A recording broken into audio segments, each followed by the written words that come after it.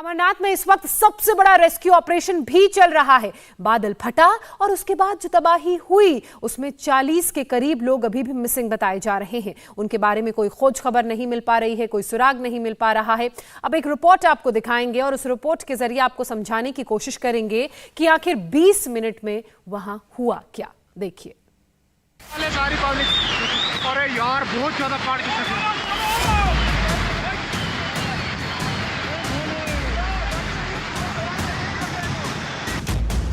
तबाही बताकर नहीं आती, बस आ जाती।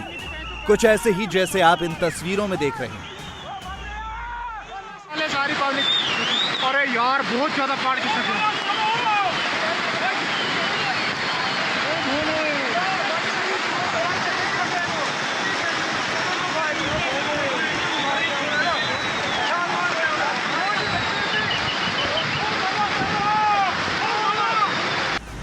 अमरनाथ में बादल फटने के बाद जो सैलाब आया, ये उसका सबसे नया वीडियो है।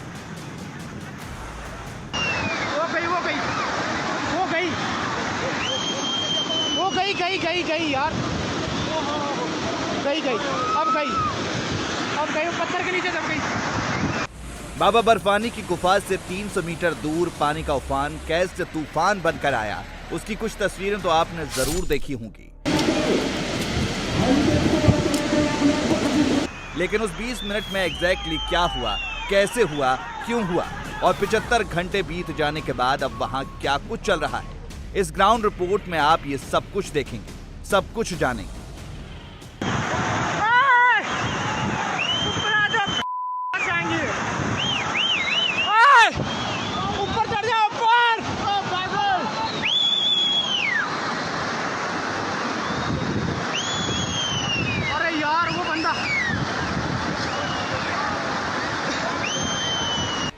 शुक्रवार की शाम करीब 5:30 बजे का वक्त हो रहा था।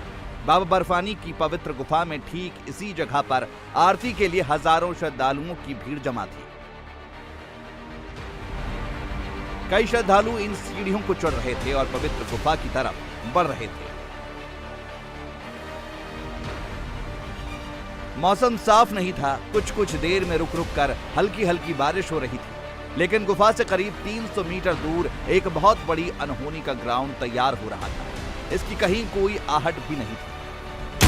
ठीक 3 दिन पहले शाम को 5:30 बजे 5000 से 6000 की संख्या में श्रद्धालु इसी पवित्र गुफा के चारों तरफ मौजूद थे। वक्त था आरती का। पवित्र गुफा में आरती की गूंज सुनाई दे रही थी। लेकिन उसी बीच ठीक 100 मीटर इस जगह पर एक क्लाउड बर्स्ट हुआ। मेट डिपार्टमेंट के मुताबिक करीबन 100 मिलीमीटर से ज्यादा बारिश हुई और यहां से 300 से 400 मीटर की दूरी पर एक बड़ी वाटर बॉडी फॉर्म हुई और फिर उसके बाद क्लाउड बर्स्ट के फॉर्म पर यह पूरा तेज बहाव अपने साथ बड़े बड़े चट्टानों को, मलबों को लेते हुए नीचे की तरफ आया और फिर अपने साथ सब कुछ बहा के ले गया। इस जगह पर जो कि गुफा के बेहद करीब है, यहां पर कोई भी कंस्ट्रक्शन नहीं था। हालांकि सीआरपीएफ की एक पोजीशन और पोस्ट जरूर थी, लेकिन उसके बावजूद भी जो नीचे की पोस्ट थी वहां पर हथियार रखे हुए थे। जितने भी जवान थे उन्होंने जैसे तैसे वहां से अपने आप को निकाला। लेकिन उसके बावजूद भी ये जो बड़ी बड़ी चट्टाने हैं और यहाँ पर जो मलबा था वो अपने साथ सब कुछ तबाह करते हुए ले गया। जब तेज चट्टानों के साथ ये बहाव नीचे की तरफ आ रहा था तो उस दौरान सीआरपीएफ की जो पोजीशन है इतनी क्रूशियल थी कि इन्होंने अपनी आंखों से सब कुछ देखा और तेज बहाव के साथ जो चट्टाने थे, पत्थर था, बड़े बड़े बोल्डर्स थे, वो नीचे की तरफ बहता हुआ चला गया। पहाड़ी इलाकों में जब बादल फटता है तो सैलाब के साथ ऐसे ही पत्थर बहने लगते हैं। उस वक्त कैसा मंजर होता है उसे इन तस्वीरों से समझा जा सकता है।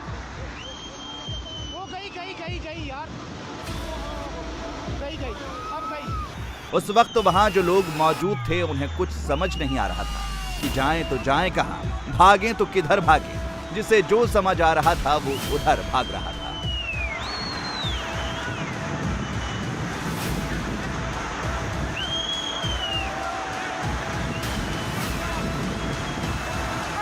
ये तस्वीरें नीचे की हैं जहां तमाम कैंप थे। हजारों लोग वहां भी मौजूद थे। लेकिन सैलाब इतनी तेजी से आगे बढ़ा कि कुछ लोग तो भाग निकले लेकिन कई उसकी चपेट में आ गए।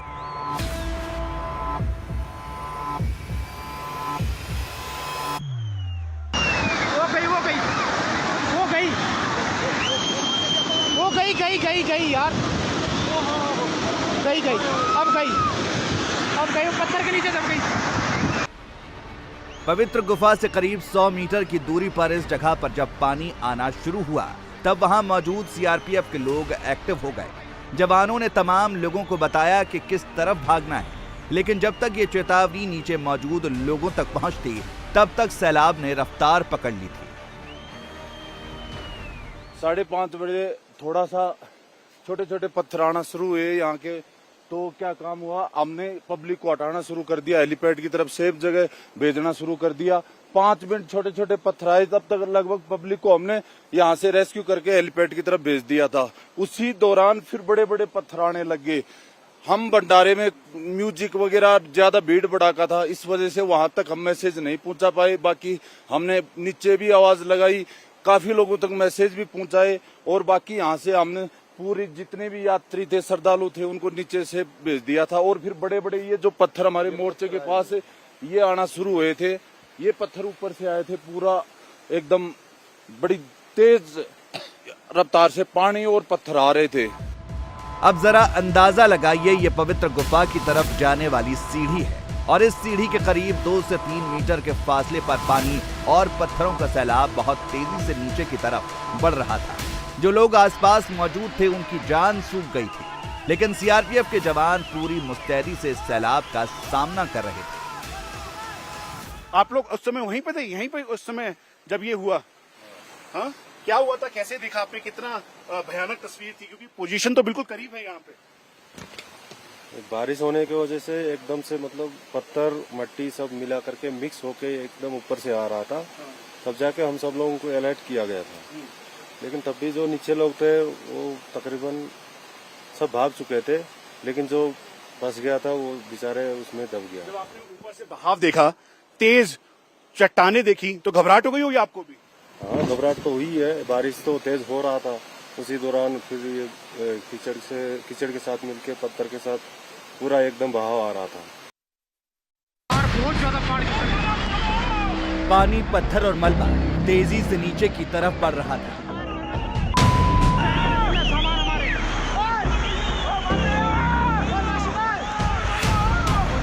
इसकी चपेट में आने से बचने के 2 ही रास्ते थे। पहला था बाबा बर्फानी की पवित्र गुफा और दूसरा था नीचे मौजूद हेलीपैड वाला एरिया, जिसे सेफ जोन माना जाता है। इस हेलीपैड को स्ट्रेटेजी के तहत ऐसी जगह पर बनाया गया है जो सैलाब के रास्ते में नहीं आता। इसीलिए सीआरपीएफ के जवानों ने ज्यादातर लोगों को उसी तरफ भागने को कहा।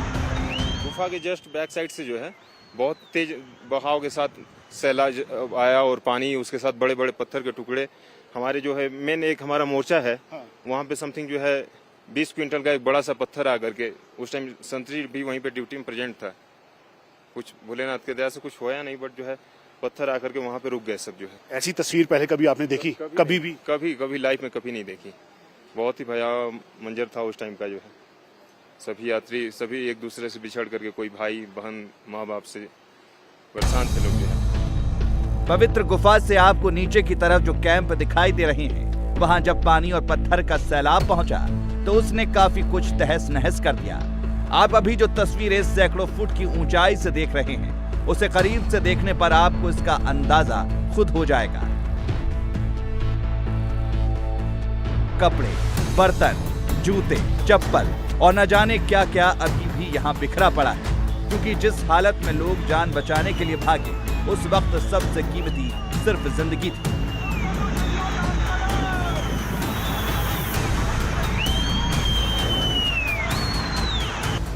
शाम को जब बाबा बर्फानी के दरबार में आरती चल रही थी तो नीचे मौजूद तमाम लंगरों में रात का खाना बन रहा था।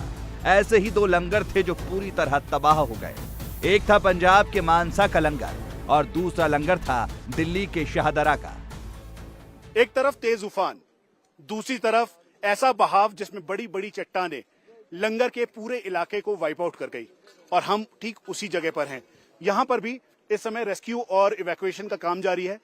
इस जगह पर शहादरा के जो स्थानीय लोग हैं उनका यहां पर लंगर चलता था, लेकिन अब लंगर के नाम पर कुछ भी नहीं है। यहाँ पे जो सामान था, जो अनाज था, उसके अलावा कपड़े, सिलेंडर, स्टोव सब ज्यों का त्यों रह गया। क्या नाम है आपका? मनोज भटनागर, मैं कोषाध्यक्ष हूँ श्री अमरनाथ लंगर सेवा समिति का।